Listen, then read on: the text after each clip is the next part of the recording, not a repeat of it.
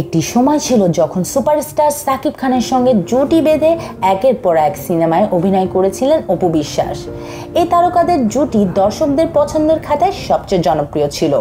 শুধু তাই নয়, সেই সময় ব্যস্ত নায়িকার তালিকায় নাম ছিল অপু বিশ্বাসের। তবে বর্তমানের পর্দায় অপুর সেই ব্যস্ততা নেই, হাতের ছবির পরিমাণও কমে গেছে। সেই কারণে সিনেমার বাইরে নিজের ব্যবসায়ে বেশি সময় ব্যয় করছেন এই নায়িকা। এসবের মধ্যেই সম্প্রতি নতুন একটি গাড়ি কিনেছেন অপু বিশ্বাস। হাভাল ব্র্যান্ডের জলিউন মডেলের সাদা রঙের একটি গাড়ি নিয়েছেন তিনি। নতুন গাড়ির ছবি শেয়ার করায় ফেসবুকের নেটিজেনদের প্রশ্নের মুখে অপু। বর্তমানে যে গাড়িটি তিনি কিনেছেন বাজার মূল্য 42 থেকে 45 লাখ টাকা। হাভাল বাংলাদেশে অফিসিয়াল ফেসবুক পেজ থেকে দেওয়া একই স্ট্যাটাসে বিষয়টি নিশ্চিত করা হয়েছে, যেখানে গাড়ির সঙ্গে নায়িকা দাঁড়িয়ে থাকা একটি ছবিও প্রকাশ করা হয়।